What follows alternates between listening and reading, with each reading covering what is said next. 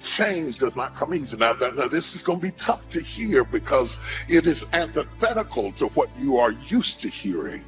You're used to hearing 5 ways to have a great marriage and 3 ways to start your life over, and eat this and you'll drop 100 pounds, and take this pill and you'll be back able to get into the dress you wore to the prom. But the truth of the matter is, a day of not eating at Wendy's doesn't constitute a diet, and you're not going to be transformed easily or quickly.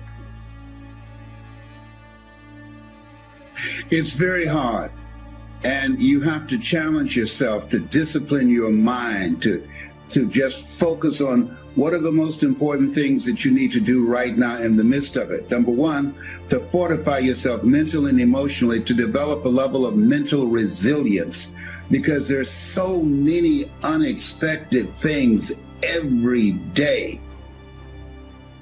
Those who study trends in corporate America suggest that in order to change, not the building, you can change the building quickly, not the name, you can change the name legally and quite proficiently, but to change the culture of an organization is quite difficult.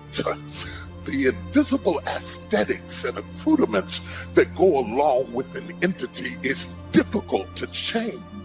Most experts suggest that 1 to 3 years at a minimum to change the culture of an organization. You can change the wallpaper. Changing the culture of a marriage is not easy. I have been doing marital counseling for 43 years. And let me tell you something. By the time you see most couples, the culture of the marriage is so baked in that nobody will listen at anybody because everybody on both sides think they are right. And yet they come for change and they walk away without change, because change doesn't come because you come to my office. Change doesn't come because you took a diet pill.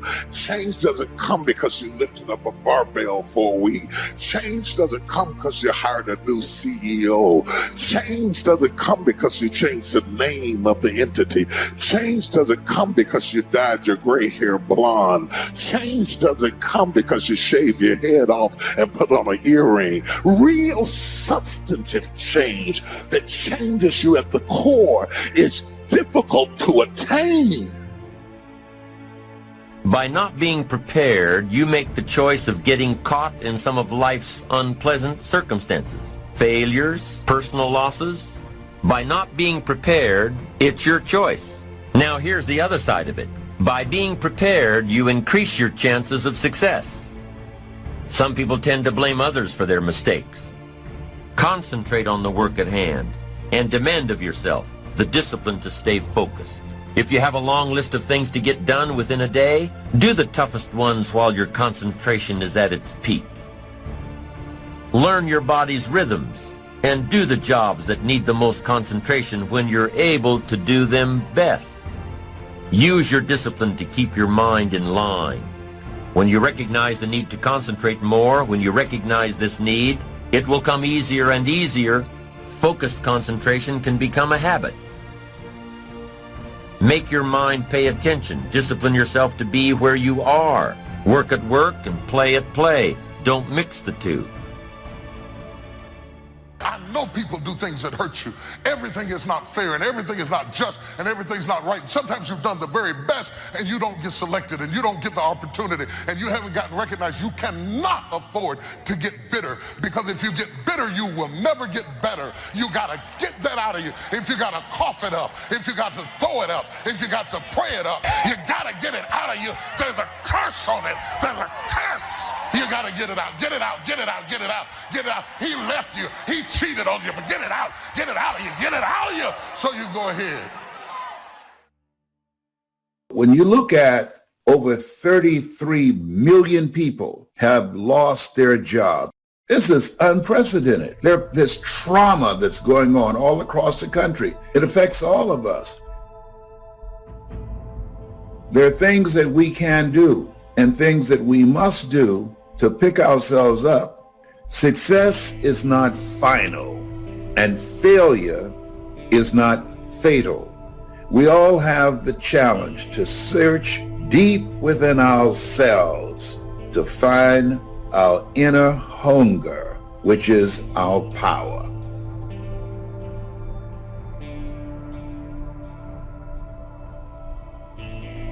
How easy is it to get up in the morning when you know you're not doing all that it takes? It's not very easy at all. You can just lay there awake thinking, oh, what's a few more minutes in bed? It won't matter much anyway. Wrong. It does matter. It will matter. Now, how easy is it to get up in the morning when you're pouring it on, doing the best you can, anxious to get going, make progress toward your dreams? It's a whole different story. When you're resting to renew your reserves, it's much different than resting to avoid your day. When you're psyched up and excited for your life, when you're excited for what you've planned to accomplish for the day, it's amazing you'll wake up before the alarm clock even tries to startle you awake. Your successes fuel your ambition. Your successes give you extra energy. Your successes pave the way for more successes. It's the snowball effect. With one success, you're excited to meet another, and another, and another. And pretty soon, the disciplines that were so difficult in the beginning, the disciplines that got you going, are now part of your philosophy.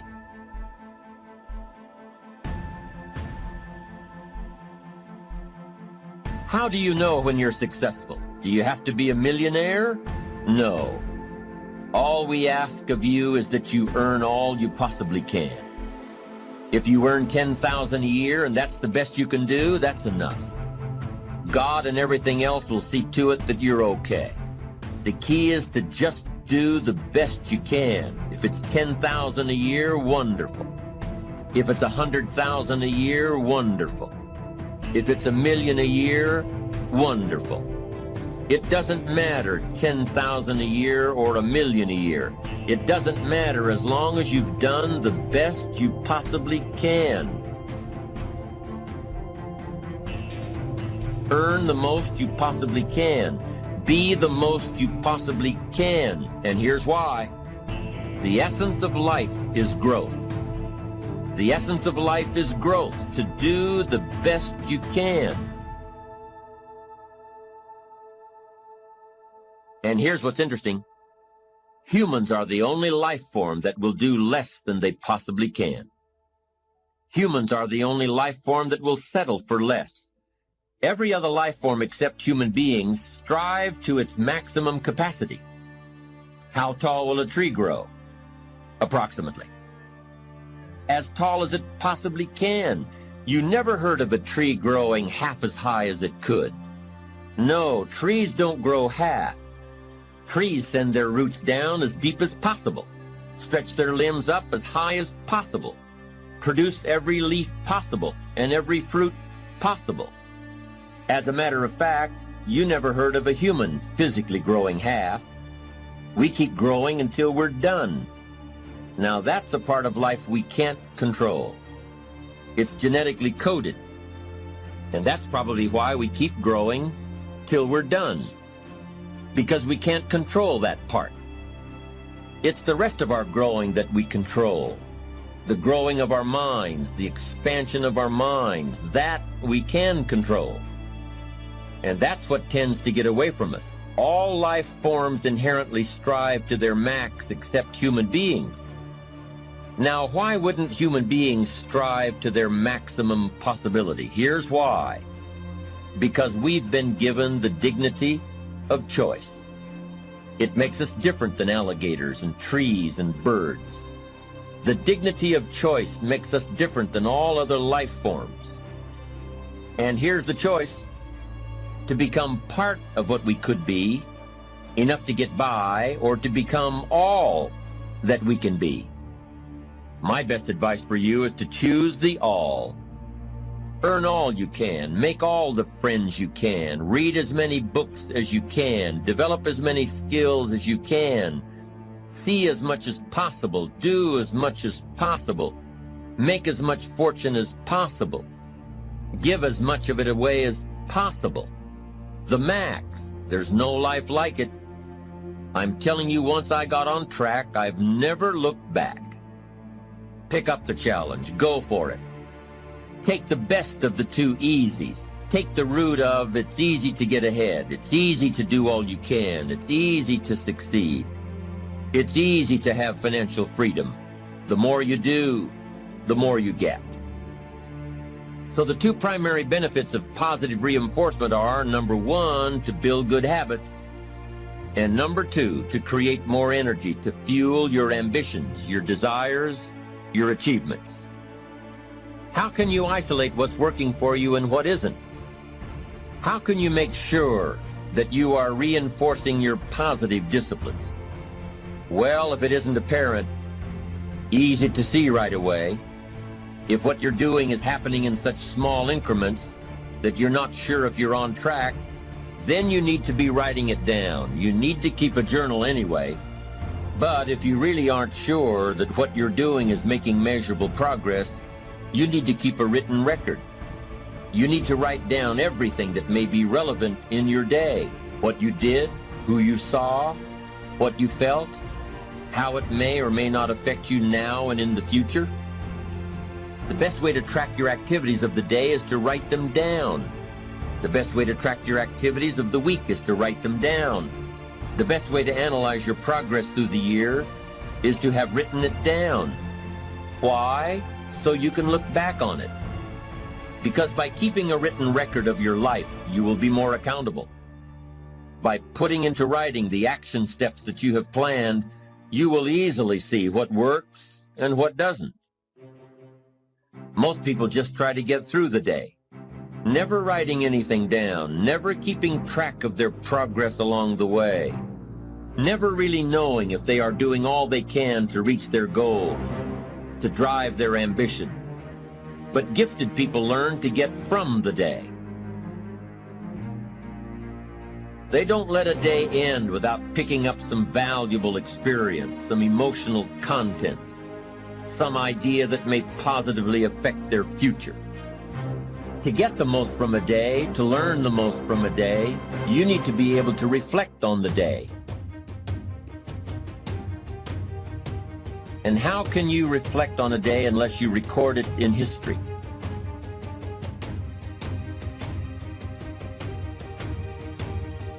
That's the character test. It's like, what do you do with messages of error? And that's a tricky issue. Okay, so here's a solution to that. Here's what not to do. I am a bad person. I got to see myself. I'm a bad person. I might as well just go jump off the bridge. It's like, no, that's not good, because what that means is that every time you try to learn something, you're going to make a mistake, because what do you know? So you're going to make mistakes. And if the rule is every time you make a mistake, you're going to go jump off the bridge, then that's not a useful problem-solving strategy. And so when you make a mistake, you don't get to beat yourself to death with a club. It's a bad strategy, and you'll have your internal tyrant in there who's perfectly happy about doing that. That's the overactive superego that Freud talked about. Maybe it came to you via a parent who was too authoritarian, or a grandparent, or maybe it's just you because you're disagreeable and neurotic, or hyper-conscientious. You'll take yourself apart. Then the question is, well, what does that mean? Well, maybe you're not looking at the world right. Maybe your goals are wrong. Maybe you're not acting properly. If you take yourself and you put yourself in a new environment, new genes turn on in your nervous system. They encode for new proteins. You're full of biological potential that won't be realized unless you move yourself around in the world into different challenging circumstances, and that'll turn on different circuits. It's that by exposing yourself to different environments, you put different physiological demands on yourself all the way down to the genetic level, and that manifests new elements of you. Because you take yourself out of your dopey little village, and that's just the little bounded you that everyone knows and that isn't very expanded, and then you go somewhere dark and dangerous, and while you do that, you have adventures and they toughen you and pull more out of you, partly because you're becoming informed. Now, my approach to my better future very early on in my career was to just go through the day with my fingers crossed. I sure hope things will change for the better. Then here's what I found out. They're not going to change. When you change, when you get better, it'll get better. Don't put it on someone else. Hope that someone else will change it for you. Take responsibility for yourself. You can't change the circumstances or the seasons or the wind. You can change whether or not you go for the skills, multiply your value by 2, 3, 5, 10. That you've got charge of. That you have control of. You don't have control of the constellations. Learn some new skills. You have control over that.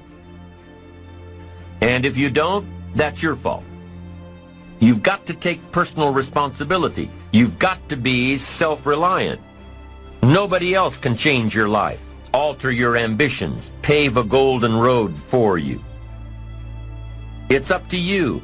Be responsible for yourself. Learn to reap the harvest without complaint.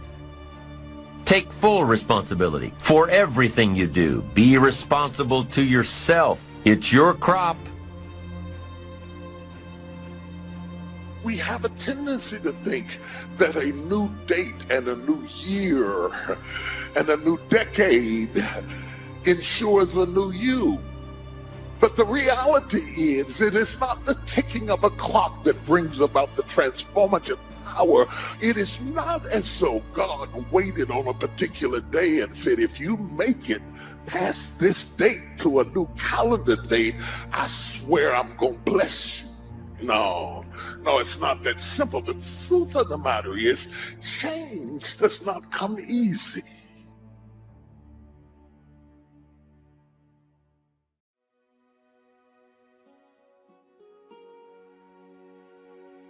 If you listen at discouragement, it will cause you to make bad decisions. It will cause you to think that life is not worth living.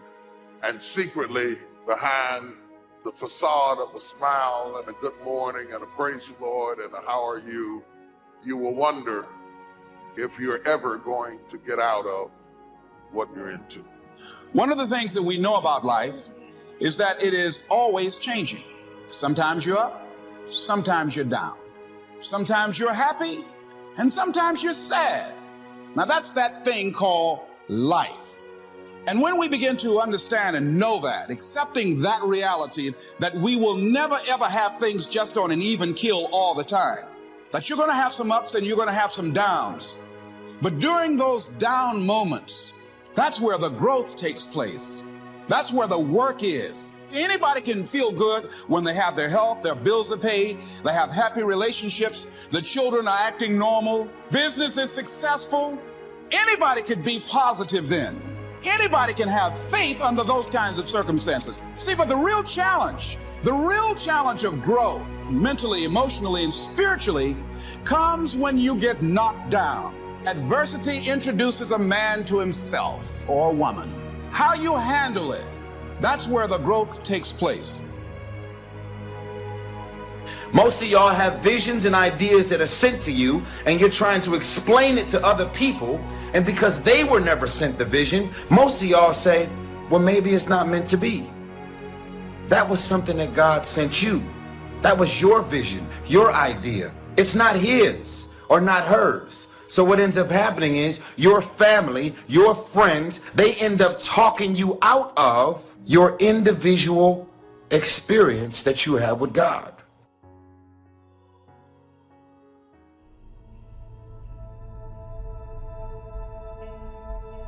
I think that among the things that prevent us from acting is the fear of failure. And if you've already failed, you don't want to fail again, the pain of that. The fear of loss is another thing, because many times when we do those things that we know we need to do, we feel that we might lose somebody. Many of us don't act because we want other people's approval, and that's not possible. Many of us don't do the things that we want to do and don't act because of lack of self-confidence. We don't believe enough in ourselves. Watch out for we's, because people will control you with a we, and you will miss your opportunity trying to be loyal to the we, and all of a sudden, in order to fit in your sociological environment, you passed up the promotion, you passed up the position that you wanted to take because you want the people you're sitting beside to like you and accept you.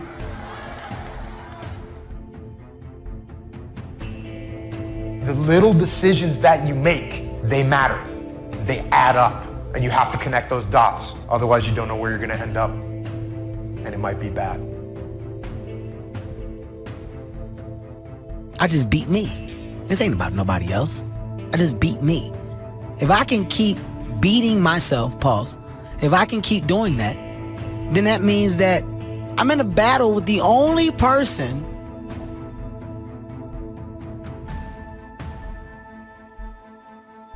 that I really want and beat, and that's me. I don't care about anybody else. I have no worry or gripe about the next man or woman's journey. That's not what I'm up against. If I can continue to outdo me from the day before, then I'm ahead.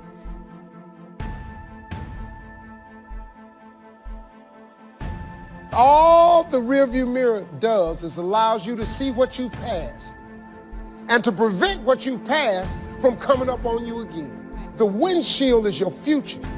It's where you're going. It's where you're headed. I hope you all picked up this today. And think about that, how that affects your life. Don't dilute the vision and don't pollute it with how you want it. Don't weaken it by diluting it. Don't pollute it by adding to it. Some of the people you're trying to straighten out, they're not going to ever be straightened out. They're chickens when you're supposed to be sailing with the eagles. And that chicken with all that gawking and flapping ain't going to never fly. And you just chasing behind something that's not going to ever jump over 4 feet in the air. You could have been soaring with eagles and you're fooling with them chickens. They're chickens. Feed them and keep on walking. Enlightened self-interest needs to be educated. I will learn that life is not just the passing of time. I will learn that life is the collection of experiences, highs and lows, laughter and tears. You must decide to act. You must have the discipline to act. One discipline affects another discipline. Everything affects everything else. Nothing stands alone. If you're always seeking a certain status to validate who you are, you're never going to have peace. You can't climb up to find yourself. You have to find yourself so you can climb up. So you can be who you are before anybody knows who you are. What we wish we had done is the voice of regret, speaking in a sorrowful tone at a time when there is no going back. This is regret.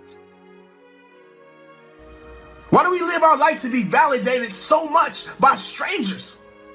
Why do we let these people dictate how we feel about ourselves? Our self-esteem, our worth depends on if they like it or not. Who cares? Those people ain't gonna be there when times get hard. Those people don't even like you. Half of them don't. Those people don't really care about you.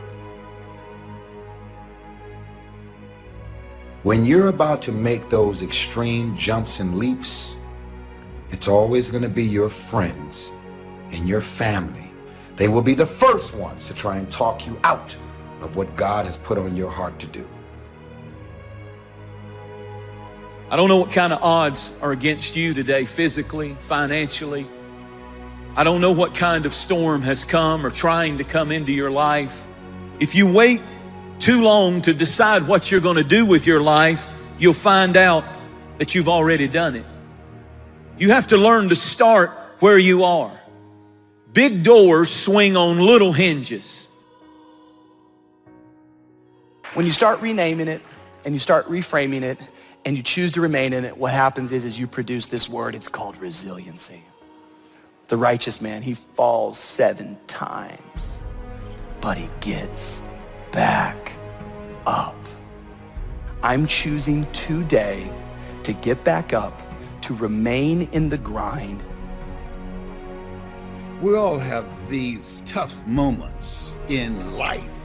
And say that they can make you or they can break you. Come on now, come on, bring it, come on now. I had to replace fearfulness with being fearless and take the initiative to do something else with my life. Greatness is not inherited. It's not the result of birth, in other words. You can be born high and live low. Or you can be born low, but you can still live high. Your greatness is not determined by your pedigree or the family that you were born into. Your parents can be great and you can be a dummy. The key to your future is the successful management of time and change. You can't stop time, so all you can do with them is manage them. And you become what you are based on how you manage both of them. Every time you learn something new, you push something old out of your brain.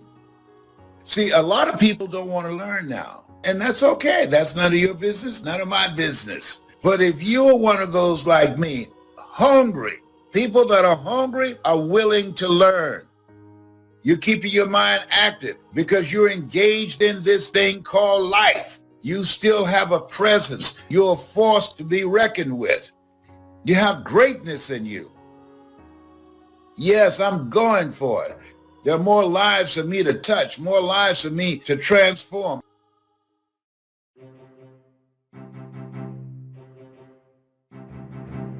Step back and ask yourself the question, what do I do that's absolutely amazing? What do I do that's effortless to me? And what makes me feel confident? Figure that out.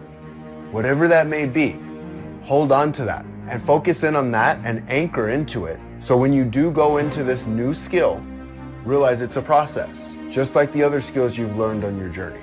The more you practice something, the better you get at it. Commit yourself to learning. Feed your mind. Sharpen your interest in two major subjects, life and people. Learn more on how to get the most from life. Learn all that you can so that you can become all that you can become. Learning is the beginning of a life worth living. Learning is the beginning of happiness. Learning is the beginning of spirituality and faith. Learning and searching is where the process of creating your own personal miracle begins.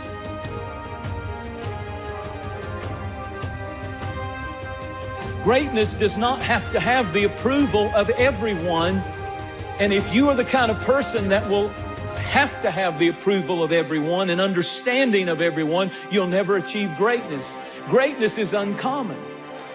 Greatness is not something that you see a lot. It distinguishes you from the crowd. It makes you stick out when you become great. We find ourselves announcing our standards to our relatives, our friends, our associates. We shout our beliefs and condemn those who believe any differently, but then we don't walk the talk. Do as I say, not as I do. This is inconsistent.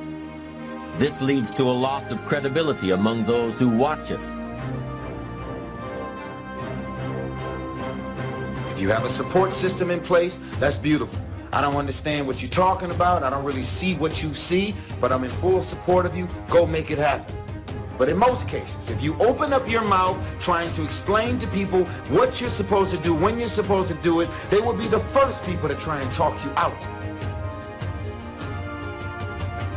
Find somebody close enough to you that has observed you or been around you that you value their opinion, and ask them how do they see you, and then compare what you have with what they say. See, there are things many times that people can see in us and we can't see because it's a blind spot. Also equates to a non-existence of a great life. And so embrace the fact that you're going to have to sacrifice and suffer to some extent. Once you've embraced that it's going to happen, it's almost not that bad. It's kind of like those of you that are fit. You've sort of accepted that before you go to the gym and get there, you're going to have to suffer. And we go anyway. It becomes a habit.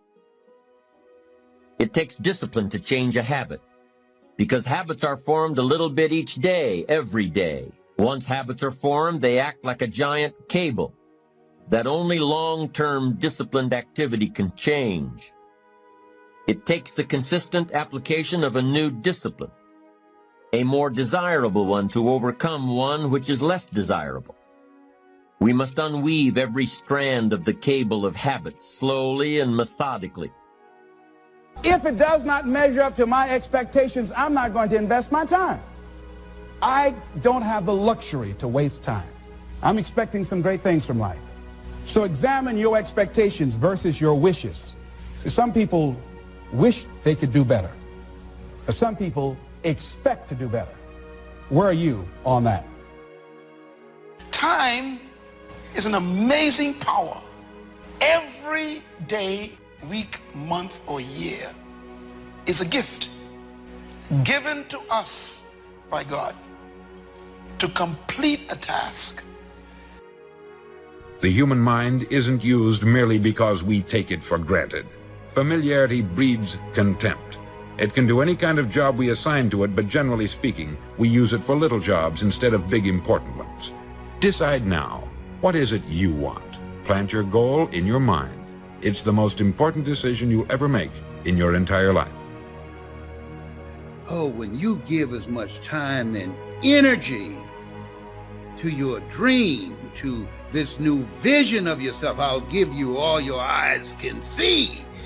When you give as much time and energy to what you see, that creates the opening for miracles to show up in your life.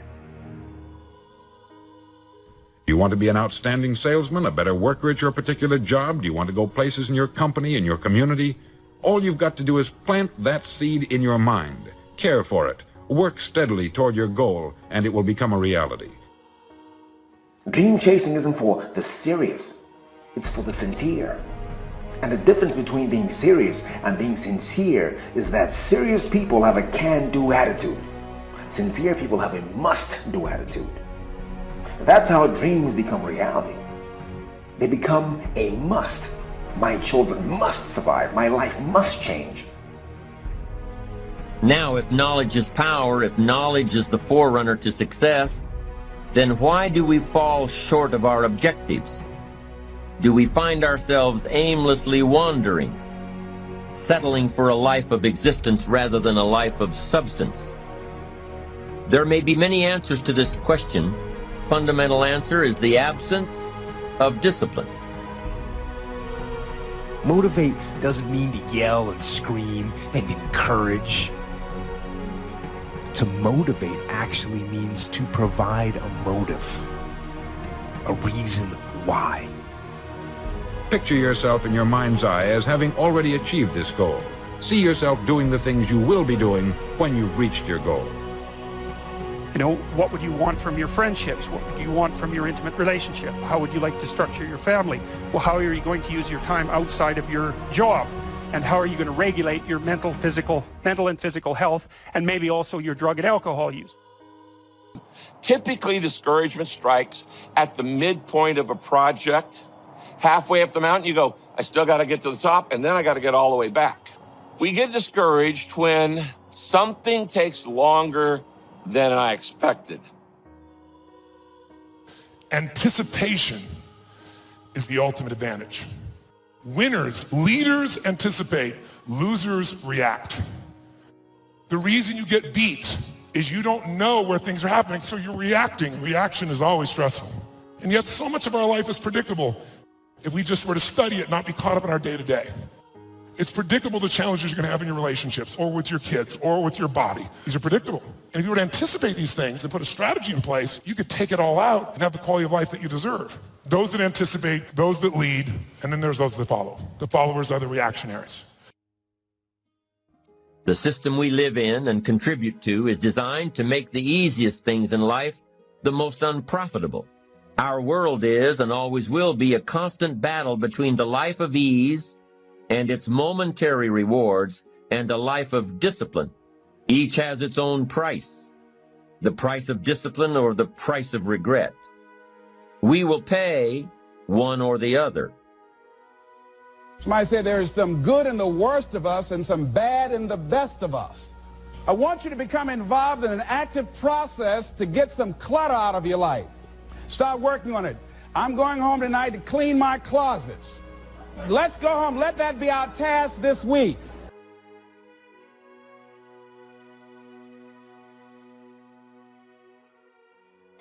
Need a little pick-me-up today?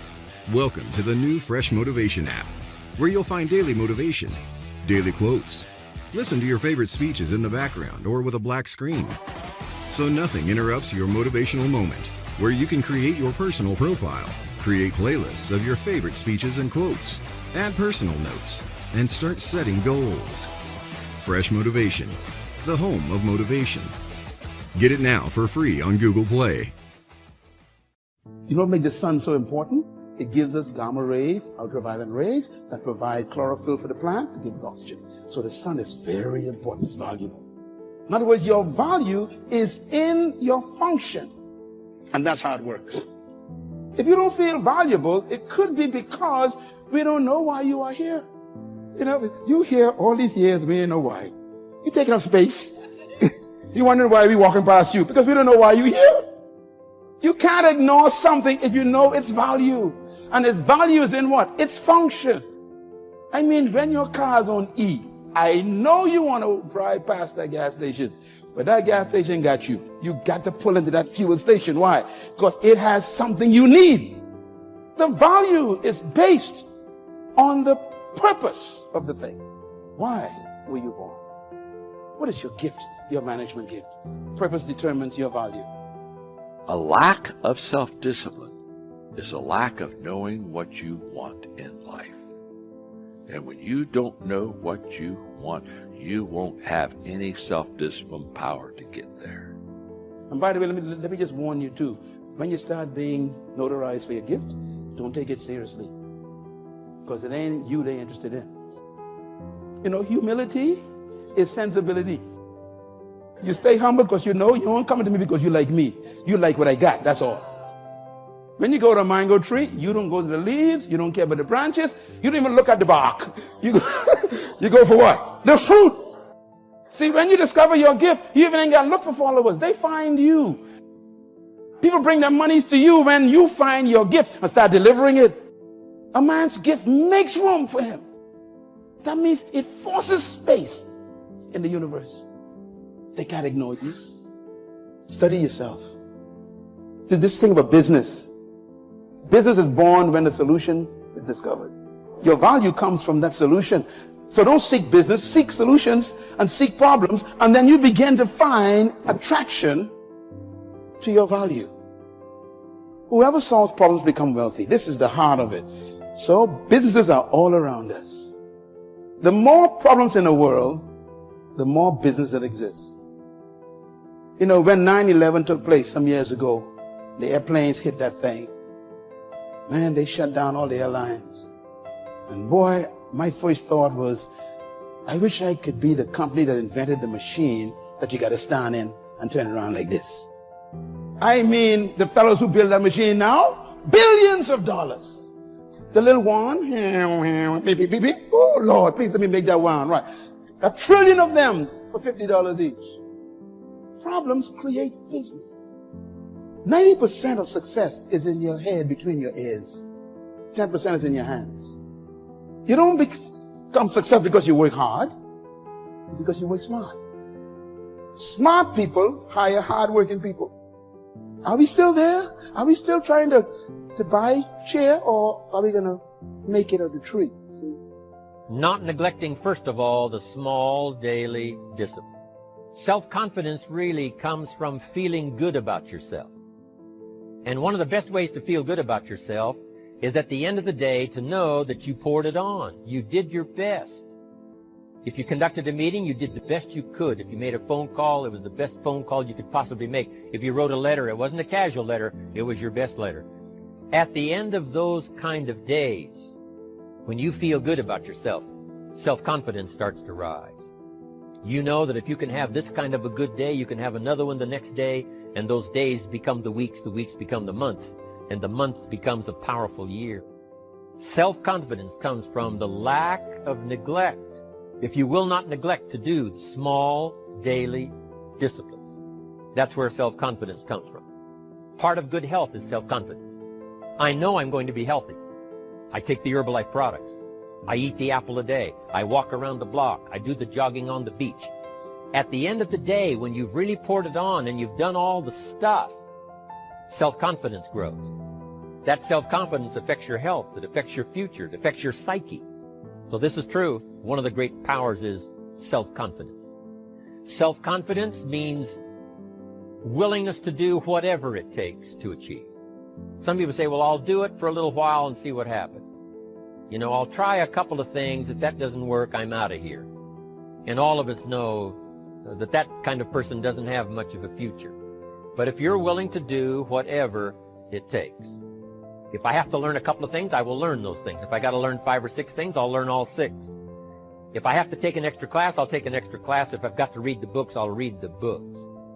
If I have to consult with people who know more than I know, I will do the necessary consulting. Whatever it takes, I will do. That starts to develop unbelievable self-confidence. Self-confidence also comes from the ability to rise above your circumstances, to rise above what happens, the petty little things, the discouraging things that would sink everyone else's ship except yours, that would cause someone else to quit early in the day, but you keep going. That kind of willingness to overcome all circumstances, whether it's the little challenges or the big challenges. If you're willing to do that, I promise you, this kind of power will work for you, and in you, the variable, it'll make a difference. So life is brutal, and what you have to set against that is possibility. And you might say, well, life is so brutal that you have to utilize all the possibility that comes your way. You know, so an opportunity manifests itself and you turn it down. You ignore it, you let it drift away. It's like, that's one thing that you had against the horror of existence that you let go of. You let go of 10 of those things, man, you're on the street. Right. And it's no fun there. And it doesn't get better.